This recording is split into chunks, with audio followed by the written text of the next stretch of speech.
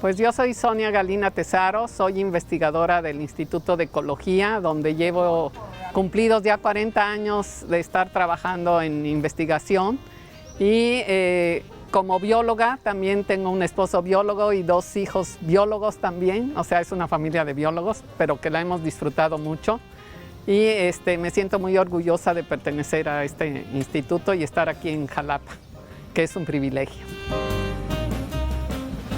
La doctora Sonia Antonieta Galina Tesaro nació en Caracas, Venezuela, en 1952 como hija de una pareja de italianos que se vieron en la necesidad de emigrar de su natal Buía, cerca de los Alpes, por falta de oportunidades al término de la Segunda Guerra Mundial. Después de 7 años, el matrimonio Galina Tesaro, ya con 2 hijas, descubrió en la República Mexicana la posibilidad de labrarse un futuro. Se establecieron en la Ciudad de México, donde Sonia y sus hermanas vivieron una infancia llena de juegos callejeros y libertad, y en la que convivieron con muchos animales, pues perros, gallinas, loros, conejos y otros más formaban parte del entorno familiar.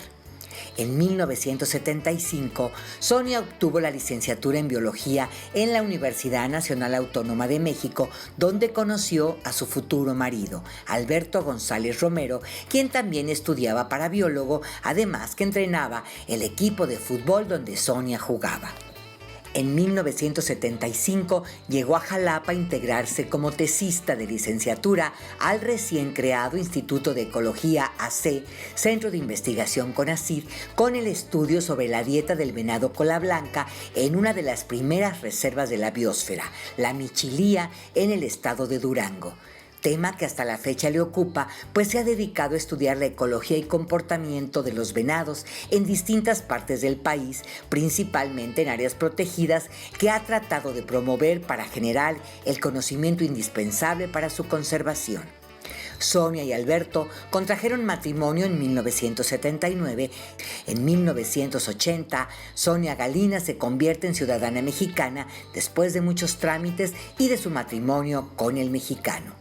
Trabajando en el INECOL, ya casada con 2 hijos, logró obtener una maestría en 1981 y un doctorado en 1990, ambos en la Facultad de Ciencias de la UNAM. En la actualidad, la doctora Galina se siente satisfecha por haber podido transmitir tanto a sus hijos como a sus estudiantes el gusto y pasión por hacer ciencia, y le da un genuino orgullo que muchos de ellos ya estén consolidados como profesionistas y en la actualidad colaboren como colegas y amigos.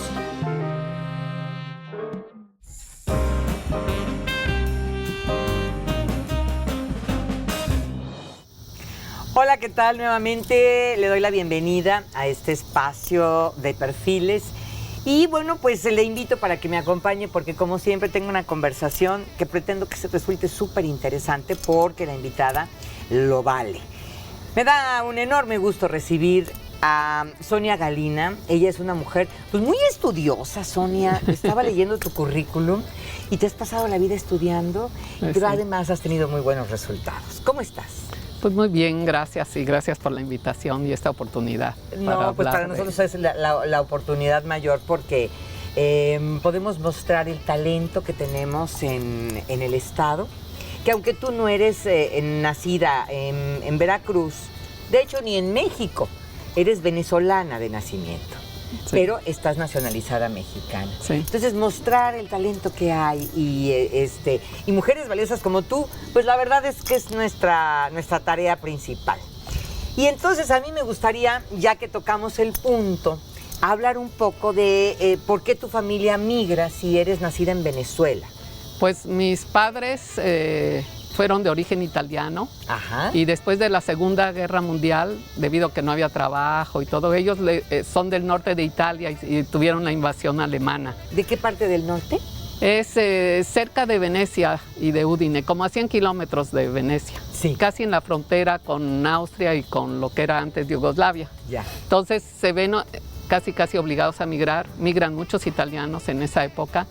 Y se van a Venezuela. En Venezuela nació mi hermana y nací yo, pero en realidad desde los 5 años vivimos en México y yo pues, soy más mexicana que el chile verde. El chile verde. Yo digo. Oye, pero entonces naces y muy poquito tiempo. ¿Por qué vienen tus papás a México?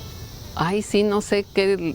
Primero vino mi papá con un tío y les gustó más México e instalaron una fábrica de tabiques para construcción y eso, porque pues, mi papá tenía estudios de primaria nada más, porque como se vino la guerra, pues ya ya no había manera de ser. Sí. Ahora, ¿pero de qué vivían en Venezuela? ¿A qué se dedicaba tu papá? Pues se dedicaban, bueno, se migraron un grupo de amigos, primos y todos, eran como 20 jóvenes Ajá. Y se dedicaban a cosas de la construcción porque pues era lo que sabían hacer, a pintar casas, a construir casas y a eso se dedicaban. Entonces cuando viene a México con otro tío, les gusta más México e instalan una fábrica en Iztapaluca. De hecho estábamos viviendo en el DF. Nosotros llegamos en barco. En un barco carguero de Venezuela, mi mamá y mi hermana. ¡Ay, qué bonito! Que yo tenía 5 años, mi hermana tenía 6 años y medio. Ajá. Éramos las únicas niñas en el barco, pero nos trataban muy bien el capitán y todo por ser las únicas niñas. Ajá.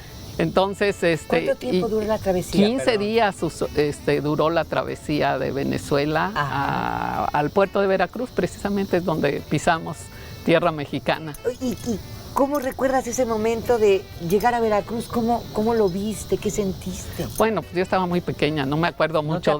Me acuerdo del barco y que el capitán nos regaló hasta unas muñequitas y todo porque nos trataban muy bien. Ajá. Y ya llegando a Veracruz, pues luego nos fuimos a la Ciudad de México. Ya tenían como vista. Sí, porque mi papá llegó antes. O sea, mi papá llegó antes. De la fábrica y todo eso. Y ya después ya trajo a mi mamá con nosotras. Y una hermana ya nació en México. Yo le llevo 3 mujeres y las 3 biólogas. ¡Ay, qué chistoso! Pero además, con un papá constructor. Sí, lo que pasa es que mi papá, como le gustaban los animales, siempre tuvimos animales. Que si no era ¿cómo qué? Conejito, el patito, el perico, el perro. Siempre tuvimos perros. Entonces, yo creo que esa afición a los animales que nos inculcó mi papá, Ajá. nos dio esa pasión para estudiar biología a las 3. Sí, mi papá decía, ¿pero por qué las 3 biología? Pues porque a las 3 nos gusta la biología. Nos hace falta una abogada, sí, caray, y decía, ¿por qué no estudian medicina? Algo más útil. Y en ese tiempo, pues biología como que... Pues, como que era de soñadores, sí, ¿no? porque pues, yo entré a la facultad que en el 70. Entonces, pues la biología pues era como algo así muy como superficial, no se le daba la importancia que tenía. Claro, después de toda la problemática ambiental que surge en los 70, 80, pues ya como que se le empieza a dar la importancia a la carrera pues de biología, ¿no? Afortunadamente. Sí. ¿Cómo fue la relación con tus hermanas? ¿Cómo fue esa infancia en México en esos primeros años? Muy bonita porque pero era cuando yo digo, ya los niños de ahora pierden mucho de jugar en la calle, sí, claro, de ir al parque y con toda la cuadra, o sea, todos los amigos que tenía uno, y se la pasaba uno en la calle jugando, no en la casa. Exactamente. Entonces, pues era muy, muy divertido. ¿Y eran más juegos como de habilidad y como de destreza? No, eran juegos para patinar, el avión que se jugaba, que ahora ya se ha perdido mucho, sí. Ajá. Sí, o luego íbamos a los parques también a andar en bicicleta. O sea que... ¿Tú eres la mayor? No, mi hermana, Pía, María Pía se llama, ella trabaja en la CONAMP. Ajá. En áreas protegidas, ella es la mayor, ya, y la más chica es investigadora en el otro centro hermano del INECOL, que está en La Paz, Baja California Sur. Ella es herpetóloga, estudia reptiles. Reptiles, fíjate que... ¿Y tu papá qué dice a la fecha? No, bueno, mi papá pues, ya falleció. Pero seguía lamentándose que se hubieran hecho biólogas. Pues sí, pero... Y mi mamá nos decía, ¿para qué estudian tanto si se van a casar y se van a olvidar? Y las 3 seguimos trabajando. Fíjate, es que era la mentalidad de entonces. Las 3 seguimos trabajando. ¿Tu mamá no trabajaba fuera de la casa? No, fuera de la casa no. Sí, es que en ese tiempo era como impensable. Sí, pues si son mujeres se casan y ya van a olvidar todo. No, pues estudiamos las dos, mi hermana, la de La Paz, y yo tenemos doctorado. Sí. Mi otra hermana tiene maestría en ciencias, o sea que muy siempre estudiosos. Seguimos estudiando y trabajando. Ahora, tú, antes de llegar a la carrera, ¿estudiaste en qué? ¿En la UNAM? En la UNAM, en la UNAM. Sí. Antes de llegar a la carrera, ¿Cómo era tu vida como estudiante? ¿Cómo pasaste la adolescencia? ¿Cómo fue esta etapa? Bueno, de la niñez, mi mamá siempre escogía una escuela que fuera cercana a la casa para llevarnos a pie. Ah, claro. Sí, que eran escuelas pequeñas, pero pues muy a gusto. Tuve amigas muy buenas y después la secundaria también muy cerca de la casa, a 3 kilómetros de ahí estaba la escuela. Y ya en la prepa mi mamá nos metió al Motolinía, que es escuela de monjas, que todo el mundo me decía, ay, vienen de escuela de monjas. Le dije, no, nada más estudié 3 años con las monjas. No es para Les tanto. digo, no, toda la primaria y secundaria siempre mixta. Ajá. Entonces les dije, no, tampoco es para tanto. Ajá. Y ya de ahí, pues ya entré a la universidad. Y en la universidad, pues ya hice la maestría también y el doctorado en la UNAM. Todo en la UNAM. Todo en la UNAM, pero ya años trabajando. viviste entonces en el Distrito Federal? Hasta el 89 que nos venimos para acá. En 1989 ya nos venimos a Jalapa. ¿Ya con el doctorado hecho? No, me doctoré ya estando aquí en Jalapa en el 90. O sea, ya con estudios. Sí, de hecho me doctoré con un trabajo de 10 años en una de las reservas, la primera de las reservas de la biosfera que se creó en Durango. Ajá. Que ahí entramos a trabajar primero la tesis de licenciatura con otras 2 amigas, que fue una tesis grupal, que en ese entonces casi no se acostumbraba que saliera uno con tesis de grupo, porque pues era mucho trabajo y nos los apoyaron. Y así fue como entramos al Instituto de Ecología, haciendo la tesis en esa reserva en Durango.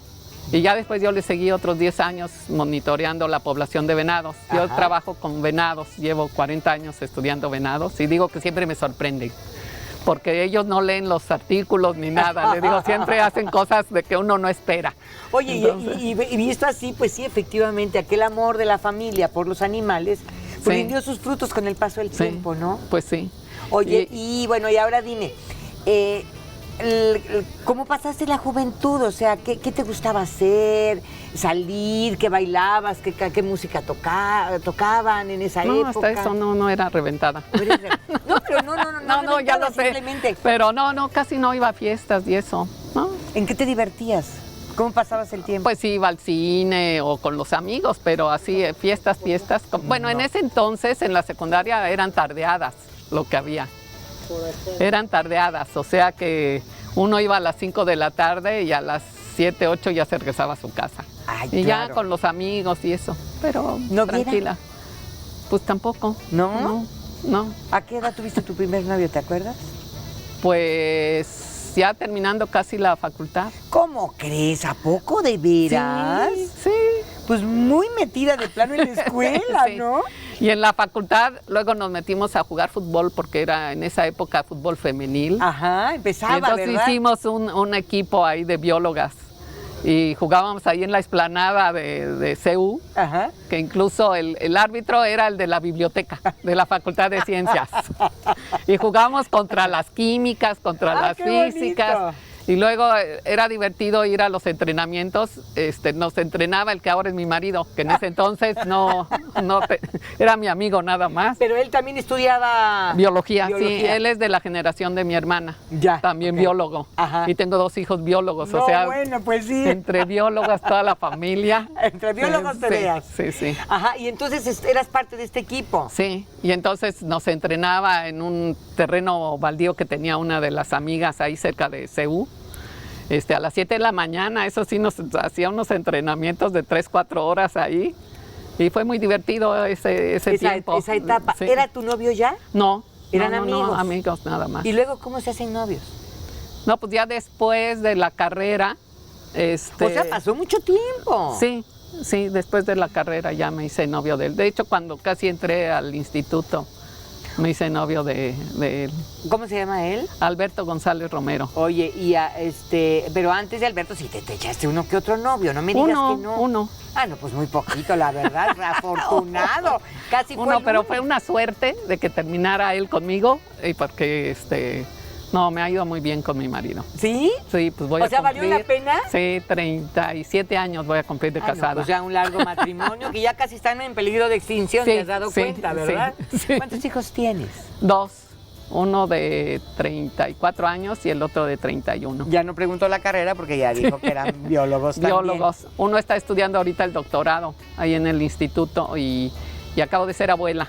Ay, qué entonces estoy feliz maravilla. de Tienes una nena. una niña. Que va a cumplir 4 meses apenas. Y te ha enloquecido. Sí. Es un rol interesante, sí, ¿no? Sí. Oye, a ver, ahora cuéntame. Has estudiado mucho, decíamos desde el principio, y biología, pero haces un doctorado en ciencias. En ciencias. ¿Y cómo llegas a Jalapa? ¿Por qué Jalapa?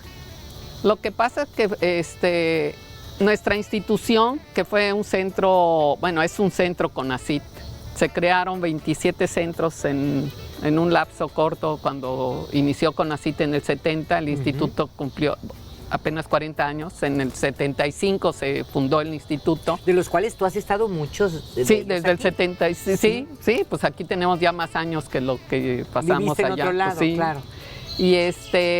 Y otra institución hermana que estaba aquí en Jalapa, que era el INIREP, el Instituto sobre Recursos Bióticos, lo liquidan por un decreto y le dan todas las instalaciones a nuestra institución, que de hecho nosotros íbamos a migrar a Durango. Para seguir con el... Porque en Durango ya habían comprado un terreno para hacer la institución allá, porque la idea era que todos los centros casi CONACYT fueran descentralizados, o sea, que estuvieran repartidos en todo el país, que no fuera todo en el DF. Ya. Que esa era una de las ideas de CONACYT. Y tuvimos esa suerte y nos venimos todos nos venimos en abril del 89. En todos tu los caso que estábamos particular... en Chapultepec. Hasta con tu esposo. Pues sí, y mi esposo también trabaja ahí, entonces no hubo ningún problema. Y mis hijos ya se criaron aquí, lo cual fue una fortuna, ¿eh? Oye, a ver, dime aquí. una cosa. Acabas de mencionar que, bueno, tu marido y tú son de la misma carrera, que tienes un matrimonio afortunado y que tienes 2 hijos y ahora una nieta. Pero trabajar cerca del marido no es como abrumador en un momento dado. Pues fíjate que siempre hemos procurado trabajar en zonas diferentes. Digo, estamos en el mismo instituto. Sí. Estamos en la misma red de vertebrados. En el mismo edificio, pero su cubículo está al fondo y el mío está de este lado. Así, en un extremo, casi. Entonces, cuando yo estaba trabajando en Durango, él estaba trabajando en Sonora, sus salidas al campo. Ahora yo estoy trabajando en áreas protegidas aquí en el centro de Veracruz y él está trabajando en Perote. O sea, está investigando la ardillita esa que está en peligro de extinción. Y yo he trabajado venados prácticamente toda mi vida. Entonces, siempre hemos procurado cada quien trabajar independiente, porque creo que eso es muy saludable. Es saludable, porque vivir juntos y estar todo el día juntos. No, y salimos mucho al campo. Lo que tenemos que hacer es ver cómo compaginar esas salidas de campo, para no salir los dos juntos. Entonces siempre nos hemos organizado así desde que estaban los niños chiquitos, ¿no? Pues yo tengo que salir al campo, pues tú te tienes que quedar. ¿Y estas salidas son prolongadas? Pues sí, a veces uno sale 2 semanas o, por ejemplo, damos un curso, por ese sí lo damos juntos, luego en Mapimí, que es otra reserva en Durango, ¿A dónde que son estuviste tú, no? 3 semanas. Ajá. 3 semanas que estamos allá. Pero ahí Entonces, van juntos. Ahí vamos juntos, o va él una semana y yo me quedo las 3 semanas allá. Y cuando estaban los niños chiquitos, pues sí era más complicado, ¿no? Pero pues nos arreglábamos para poder atender casa, atender hijos y atender el trabajo, ¿no? Esa es una parte que cada vez más las mujeres tienen que enfrentar, que tú pues eres pionera, ¿no? De ser una madre, ser esposa, pero además ser una profesionista exitosa, con muchos títulos académicos. ¿Cómo se logra compaginar todas estas tareas que son abrumadoras todas? Sí, de hecho yo creo que lo más importante es la organización. Por ejemplo, a mí me gusta cocinar, yo cocino todos los días, comemos en la casa. Siempre hemos comido en la casa. Pero, por ejemplo, ¿ahorita ya dejaste echar la comida? Una parte, no, de hecho la hice en la mañana, una sopa de, ¿cómo se llama? De alubias. Ya la dejé hecha, los frijoles anoche ya los hice y nada más llego a hacer la ensalada y ya ¡Ay, qué maravilla! Toda una doctora en ciencias y mira nomás, ya dejaste hecha la comida casi. Sí, pues yo creo que eso es algo importante, la organización. Sí, yo me levanto todos los días antes de las 6 de la mañana. ¿Qué haces? Eso no me cuesta trabajo. O sea, ¿te despiertas espontáneamente? Sí. ¿Y te levantas y qué?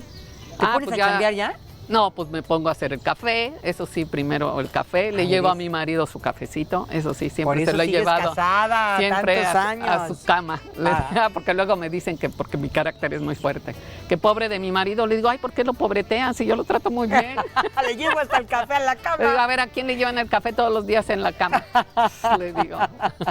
Entonces, y comienzo a hacer actividad. algo de la comida y pues el desayuno. Y ya después ya despierto a mi marido y mi hijo se va temprano al gimnasio, a las 7 de la mañana se va. Ajá. El más chico porque el otro vive con su esposa y su hijita ahí mismo en Coatepec, porque vivimos en Coatepec. Pero entonces tu pero actividad sí. empieza. ¿A qué hora entras a trabajar?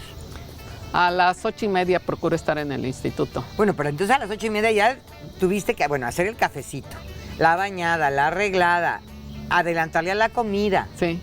Pues está canijo, ¿no? ¿No Por eso acabas te- extenuada en la noche? Bueno, en la noche me acuesto temprano, 10:30 yo ya estoy pelas, eso sí. Le digo que le hago honor a mi apellido de Galina, que le digo, no, ya nada más oscurece y yo así ya. Ya quieres Bueno, porque si tienes tanta actividad es Sí. natural que quieras descansar, finalmente, Sí. ¿no? Sí, pero yo creo que también la carrera ha sido un factor importante porque es apasionante hacer algo que te gusta, ¿no? Ujú. Entonces, en ese sentido, yo creo que sí se pueden compaginar familia, o sea, esposa, madre y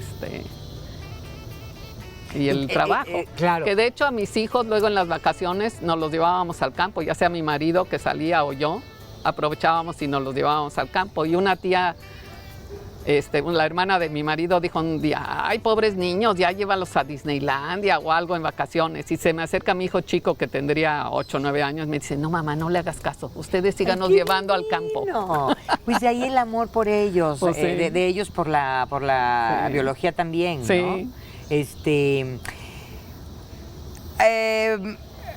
Todos hablan el mismo idioma y Pues esto, pues no sé, es mejor, es peor, ¿cómo es? Pues yo Es digo que que es ventajoso Ajá. hablar los mismos temas, Se temas entiende, similares, ¿no? sí, sí, que como que se comprende más la labor tanto. Por ejemplo, yo no sé si estuviera casada con otra persona que no fuera biólogo, no sé si hubiera podido hacer todo lo que he hecho en mi vida.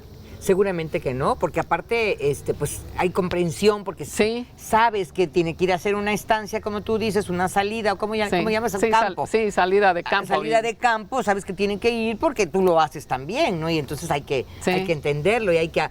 Además, también me imagino que has requerido de mucho el apoyo de tu esposo para poder hacer esta carrera exitosa que tienes. Sí, definitivamente. O sea, ¿él cocina? Bueno, no cocina más que... Bueno, cuando no está, luego los lleva a comer fuera. O sea, sí ingenia. a veces les hacía y les decía, ay, les estoy haciendo carne de bisonte. Y entonces los hijos, ay, qué rica carne nos hizo mi papá cuando estaban chicos. Y yo, ay, no puede ser. Pero generalmente luego pues, ya no, llévanos mejor a comer fuera, que no sé qué. Le digo, aprovechen cuando no estoy, le digo, para comer fuera. Y cuando estoy, pues yo cocino. Claro. Sí.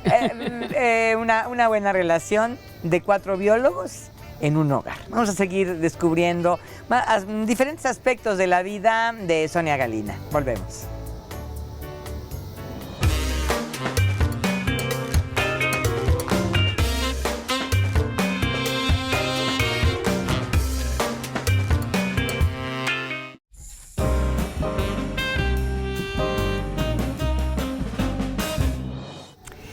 Bueno, háblame de si hubo un momento en tu vida en que te jalara la vocación por otro lado.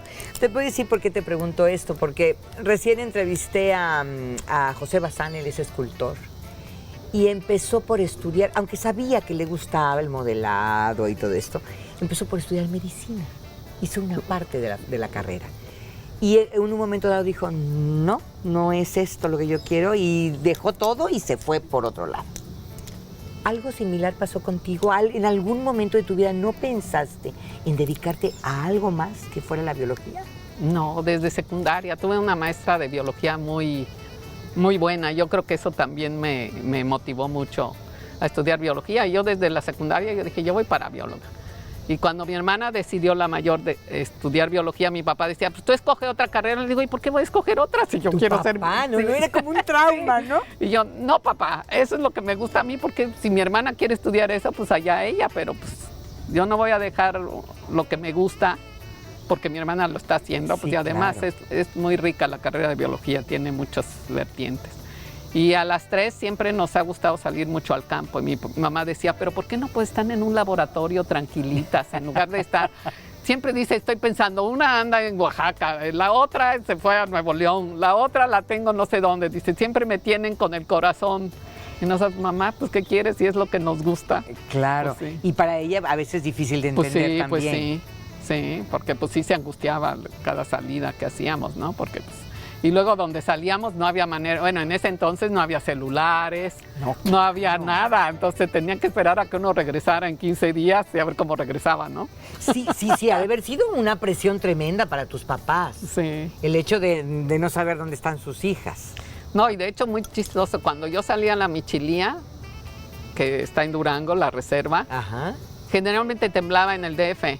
Entonces ya después una prima decía, no, ya se va Sonia, seguro que nos tiembla, porque una vez regresé y me dicen, se cayó la Ibero, porque la Ibero está muy cerca de donde vivíamos nosotros, ¿no? Sí.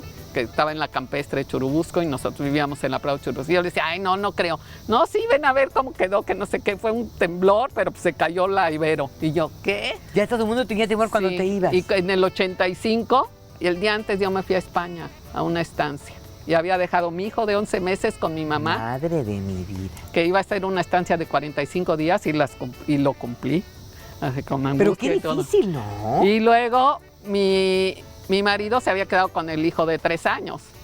Pero con el segundo temblor del 85 se mudó con mi mamá. Y el niño, mejor a esa casa. ¿Y ahí los viniste tú a encontrar? Sí, y lo peor es que pues, no había teléfono con el temblor, pues no había comunicación de nada. Yo quería mandar, en ese entonces había Telex, Telefax, Sí, no sé claro, qué. sí, sí. Con Conacyt tenía yo el número, no había manera de comunicarte. Nada. ¿Y cómo viviste Y las estos días? noticias, es que las noticias allá llegaban de la parte del centro de México, ¿no? De la Ciudad de México. Sí, ¿no? de la no, colonia pues que, Roma sí, no, y que todo se eso. cayó el Regis, que se cayó Los Tlatelolco. multicinemas y no No, sé pues qué. no ha pasado nada en el resto. No, digo, si hubiera sabido de veras cómo había Agarras estado. el avión y te vienes. Sí, el español que me invitó a la estancia me dijo, pues yo estaba esperando que te regresaras, pero le digo, me regreso y ¿qué hago? O sea, ¿qué puedo hacer regresando? No, pero aparte y ni como a siquiera la sabías. semana me llegó un recado a la estación de Doñana a través de un ¿cómo se llama? Sobrecargo de Aeroméxico, que vivía ahí en la misma cuadra, que me mandaron decir que toda la familia estaba bien, que no sé Pero a qué, la semana. pero a la semana, Madre. porque no había manera de poderse comunicar. No, sí, después de esa yo dije, no voy a hacer otra estancia hasta que mis hijos crezcan. ¿Y eso hiciste? Sí, ya no hice estancias largas de 45 días fuera. Sí, ahí tomé esa decisión. O sea, uno Claro. tiene que, como que, ¿cómo se dice? Equilibrar. Equilibrar. Y sí la pasé muy mal allá. Pero yo decía, bueno, si me regreso, ¿qué puedo lograr? Pues nada. Entonces me quedé allá y ya después cuando supe que estaban bien, pues ya. cumplí mi estancia y todo eso en una reserva, la reserva de Doñana, y ya me regresé. Oye, Sonia, ¿a qué edad fuiste mamá de con tu primer hijo? A los 29 años. 29 De hecho, me años. casé a los 27 A los 27. y mi marido 30. Ajá. Hoy las mujeres, casi todas consideran que para hacer una carrera exitosa hay que aplazar la maternidad por muchos años. Y los hombres, los médicos hablan de madres añosas que corren muchos riesgos, al igual que sus bebés. Sí. Aplazan también la vida en pareja, precisamente por logros académicos. Me parece que tú has hecho lo que cualquier mujer con esa aspiración de tener una carrera exitosa hace, o que quisiera hacer, y no sacrificaste esa parte. No. ¿Qué les dirías a esas mamás que hoy están teniendo sus hijos a los 40 años con los riesgos que esto conlleva? Sí, de hecho yo tuve un estudiante que entró al doctorado y me dijo, mira, ya tengo 40 años y voy a tratar de embarazarme. Así es que te aviso de una vez. Le digo, bueno, ya si te embarazas, pues yo saldré al campo por ti. Claro. Y pues sí, yo entiendo que es prioritario ya a esa edad.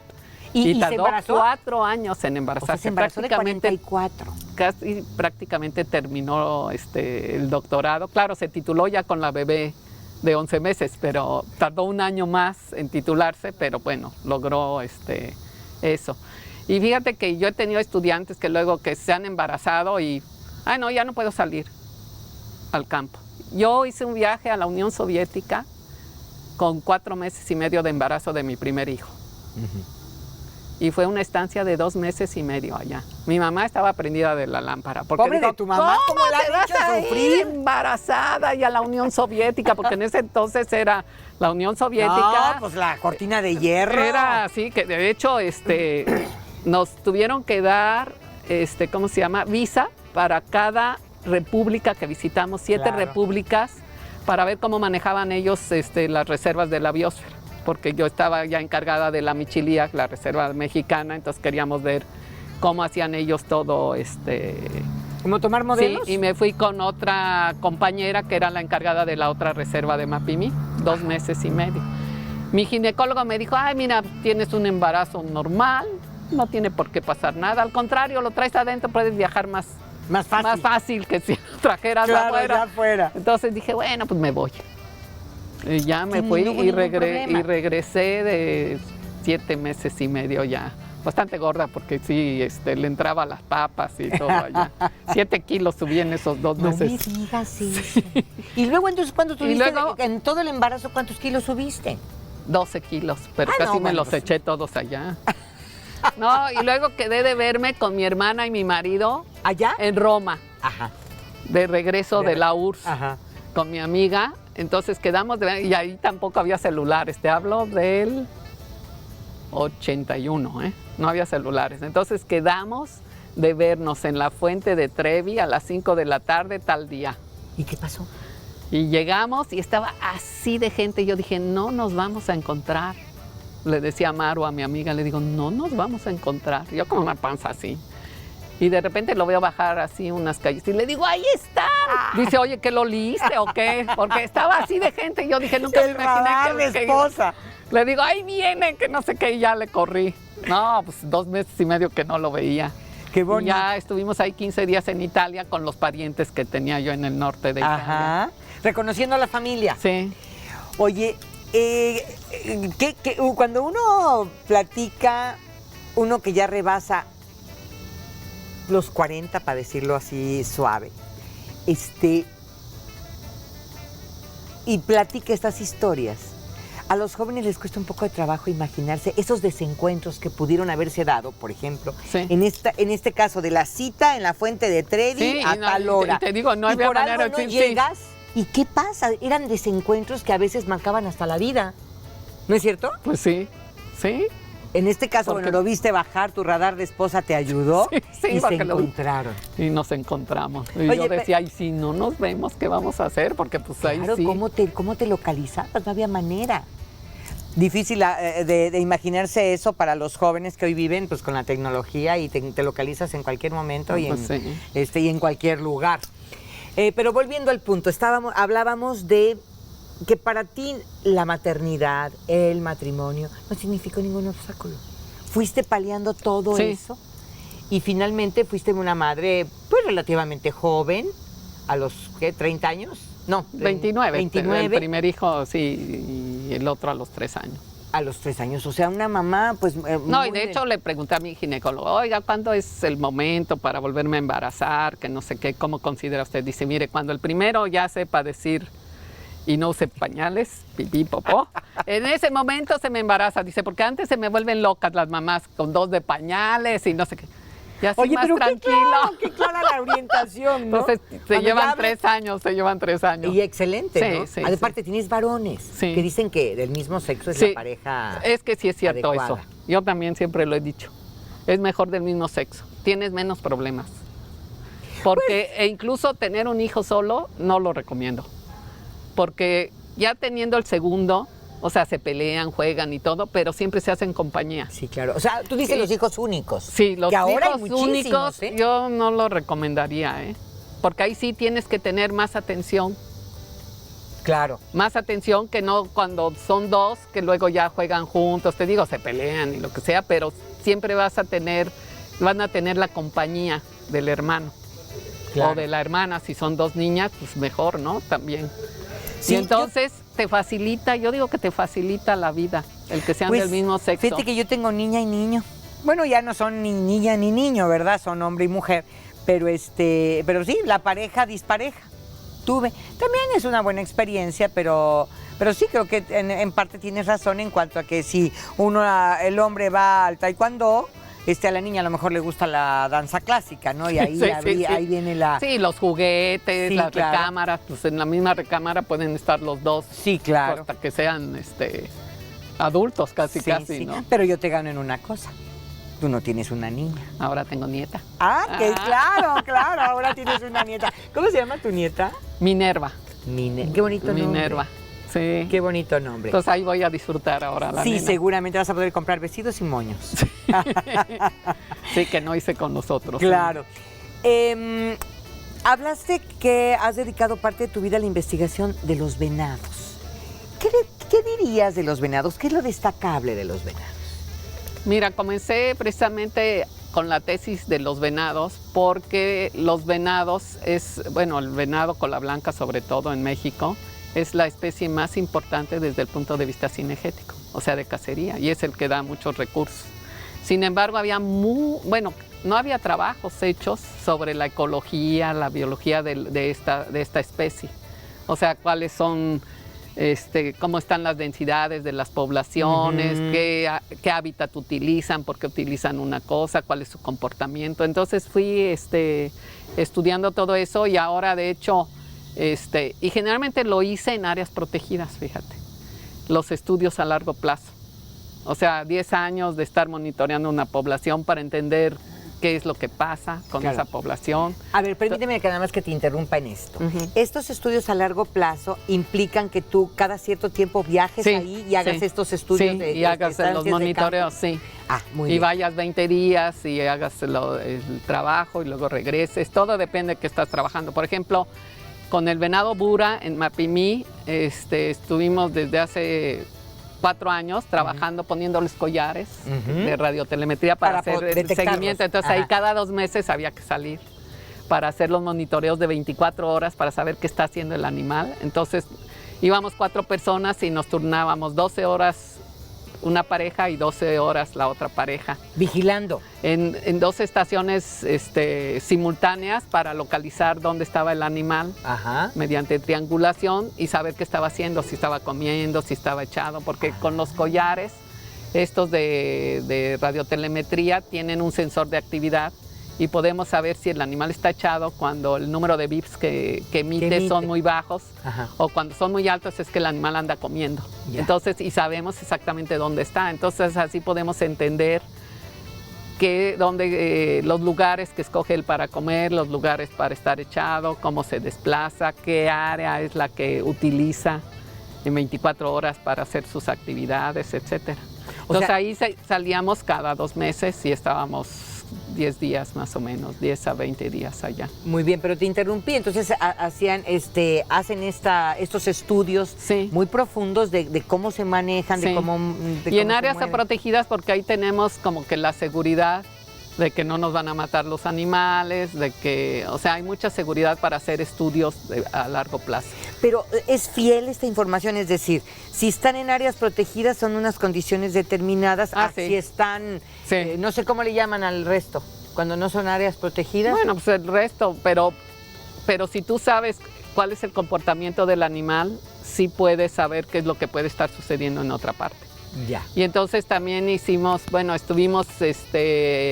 haciendo métodos de monitoreo mediante el conteo de grupos fecales y eso se ha usado en todas partes. A ver, explícame esto porque no me dice una cosa que no sé si es lo que me No, estoy mira, imaginando. lo que pasa es que muchas veces, bueno, por ejemplo aquí, si tú vas caminando, si hubiera venados es muy difícil que los estés viendo para contarlos, Ajá.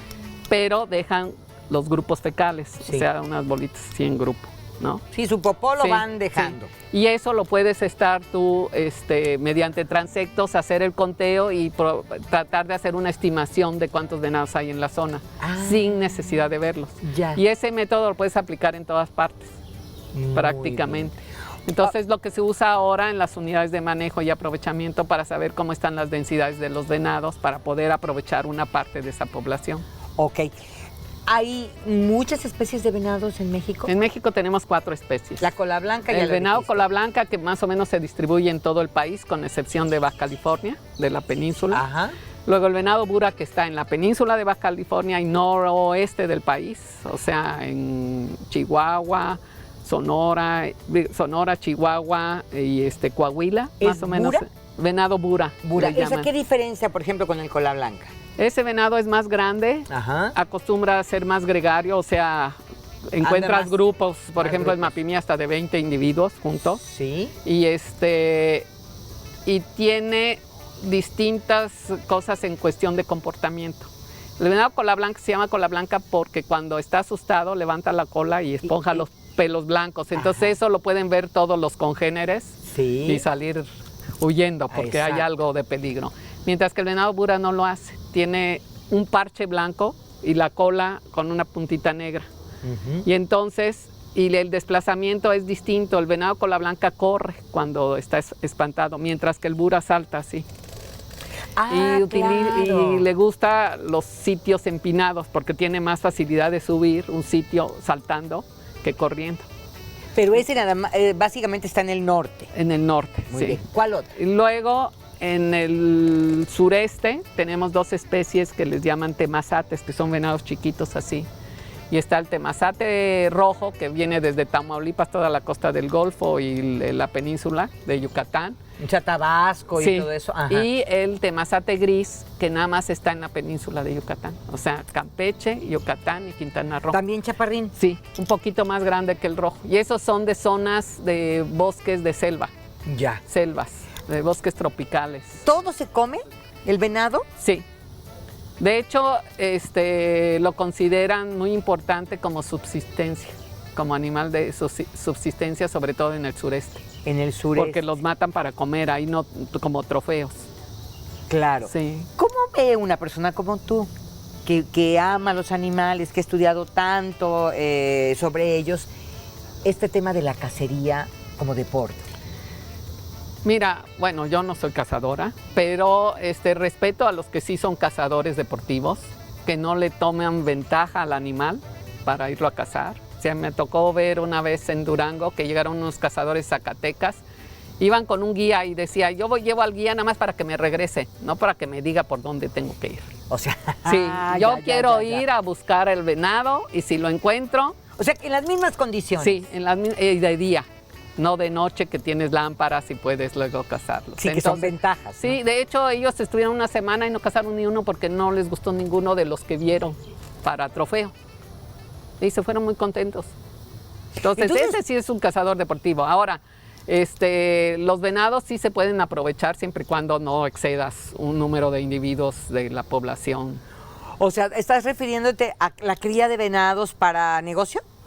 No para negocios, sino como trofeo cinegético, que es, por ejemplo, en el norte pagan $2,000, $3,000 por ¿cómo se llama?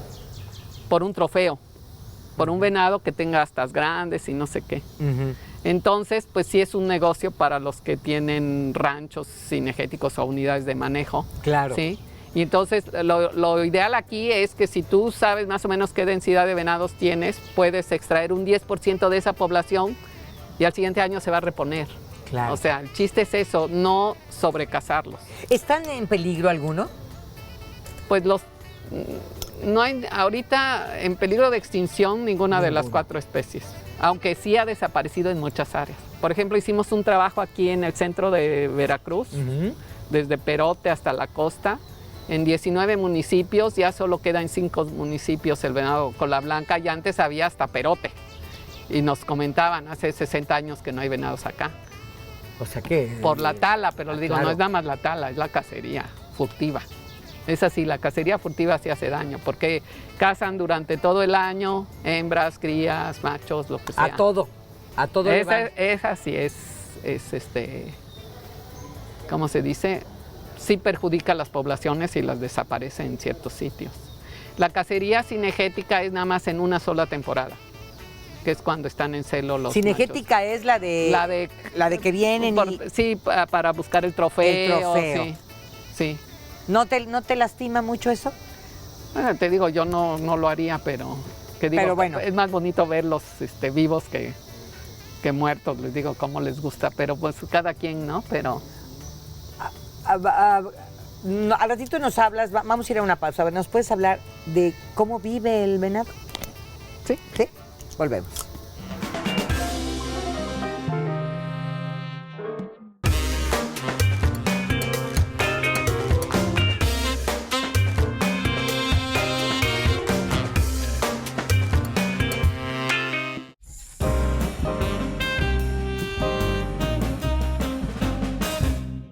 ¿Cuál crees que es la importancia de la vida?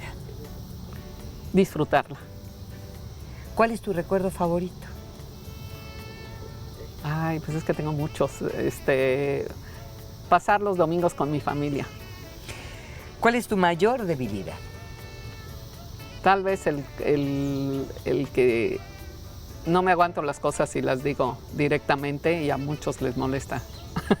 ¿Cuál es tu mayor fortaleza? Pues no dejarme vencer. ¿Cuál es profesionalmente tu mayor logro? Pues yo creo haber influido en muchos estudiantes y gente joven y darles la pasión para estudiar, por ejemplo, todo lo de los venados, que hace 40 años no se sabía nada, y creo que he contribuido precisamente para tratar de conservar esas especies. ¿Cuál es tu lugar favorito? Mi lugar favorito, mi casa. ¿Cuál es tu destino preferido para vacacionar? Híjoles, casi no tomo vacaciones, pero me gusta más la montaña. ¿Cuál es tu peor recuerdo? La muerte de mis padres. ¿Cuál ha sido tu mayor excentricidad? Ay, que no hace mucho me eché en una tirolesa, que creí que nunca lo iba a hacer en mi vida.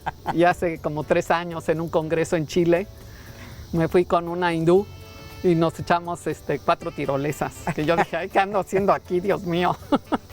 ¿Cuál es personalmente tu mayor logro? Personalmente, yo creo haber formado una buena familia. ¿Cuál es tu mayor temor?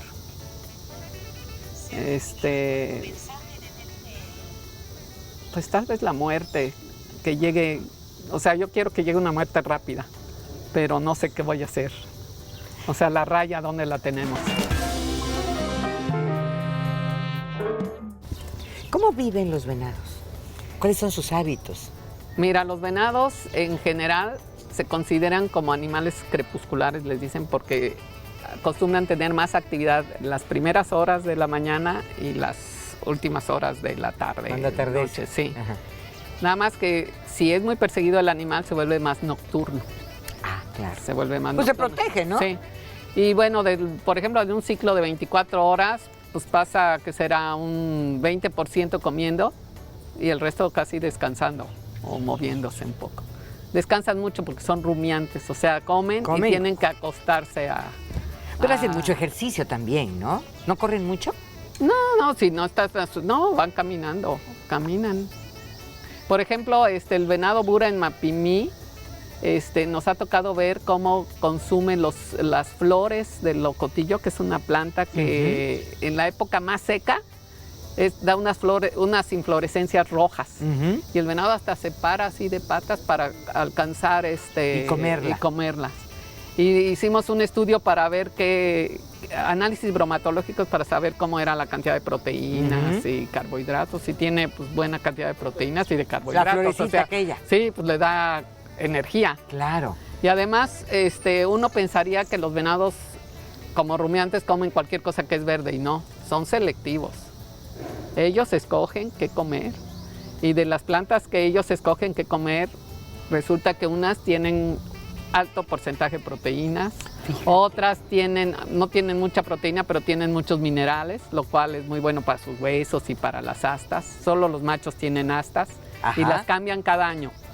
¿Se les caen? Se les caen más o menos en marzo, abril, y tienen que volverlas a sacar ¿Desde nada? Desde nada. Ah, mira. Y entonces, y para finales de octubre ya las tienen que tener bien desarrolladas. O sea, les crece con un terciopelo muy vascularizado que permite que crezca el hueso. Y ya después tienen que tirar ese terciopelo ya cuando están en celo, que está muy relacionado con la cantidad de testosterona que trae el macho. Y se rascan en los árboles para quitar ese terciopelo y ya están listos para buscar hembras. Para parearse. Para parearse. Ahora, hablando del apareamiento, ¿cuántas crías suelen tener una hembra? Normalmente ya las hembras adultas pueden tener 2 crías. ¿Solamente? Sí. Hay casos en Estados Unidos que han registrado hasta 5, pero es un caso rarísimo. Normalmente tienen 2 crías, ya las adultas. El primer parto generalmente es solo una cría, y eso también nos va a reflejar qué tan bueno es el hábitat. Cuando hay muy baja reproducción es que el lugar donde están viviendo no tiene suficiente alimento de calidad como para permitir que tengan crías. Incluso tienen mecanismos, ¿sí?, que si es un año muy malo pueden llegar a reabsorber los embriones para no tenerlos y que se les mueran. O sea, son increíbles. Sí, la naturaleza es increíble sí. Realmente. Sonia, ¿a qué te dedicas particularmente en este momento en el Instituto de Ecología? Bueno, en este momento tengo el proyecto de Buras en la reserva de Mapimí, que está terminando. De los venados, sí. Y estamos ahora en unos proyectos desde hace 2 años que se llama refaunación, para ver qué posibilidades hay de traer animales que vivían antes en el santuario y que ya no están. Por ejemplo, los ceretes, que son unos roedores como de este tamaño. Y ¿como tipo ratón o cómo? Sí, no sé, les dicen también huasqueche. Agutí también les dicen. Son unos roedores pues bastante grandes. Esos son diurnos. Y antes había en esta zona, hay en Jalcomulco todavía. Entonces, en este proyecto de refaunación estamos trabajando en 2 áreas protegidas que son particulares, reservas privadas, que es Santa Gertrudis, que está en Vega de Alatorre, que tiene 1,200 hectáreas de una selva mediana bastante conservada. Y la otra se llama La Otra Opción, que está en Los Tuxtlas, en la zona de Santa Marta, en la zona núcleo de la reserva. Y son 100 y algo de hectáreas, de las cuales 60 son un bosque mesófilo conservado. Entonces ahí lo que estamos haciendo es llevar cámaras trampa, que les llaman. Se dejan las cámaras para fotografiar toda la fauna que se le cruce y saber cómo está la diversidad de mamíferos en ese lugar. ¡Ay, qué interesante!, ¿no? Sí. Pues ven el movimiento que hay todo el tiempo. Entonces ahorita tenemos 10 cámaras en cada sitio. Entonces las dejamos más o menos un mes y luego ya vamos y cambiamos pilas y cambiamos la tarjeta para analizar qué es lo que sale. Nos han salido tigrillos, que también es una especie en peligro de extinción. ¿Esos particularmente en qué zona? En La Otra Opción. Ha salido también uno que le llaman cabeza de viejo, que es un animal así grande que tiene la cabeza como beige, cafecita, gris, y todo lo demás es negro, que es pariente de las nutrias y de las comadrejas, y que también no se sabe mucho de esos animales, y todavía hay. Tenemos la suerte de que todavía los encontramos. Y a través de estos estudios se puede saber más de ellos y tratar de conservarlos, que finalmente yo creo que es el objetivo. Me hablaste de un libro que está por presentar el INECOL. Sí. Mira, se llama 40 años de éxito. La historia del INECOL. Una maravilla. El INECOL, déjame nada más hacer un pequeño preámbulo.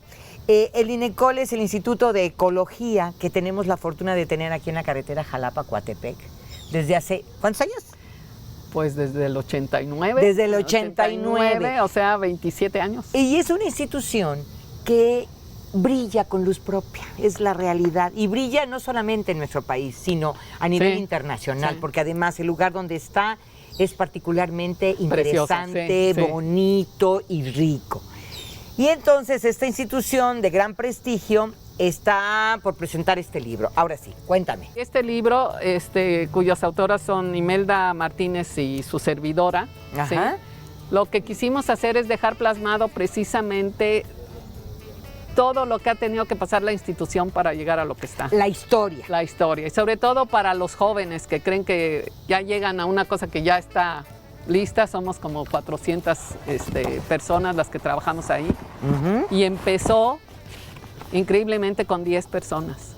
O sea, la visión que tuvo el doctor Gonzalo Hafter, que fue el fundador, de y que venirse... alguna vez, oye, perdón, y que además fue mi invitado también alguna vez en Perfiles. Sí. Un personaje interesantísimo. Sí, sí, Ajá.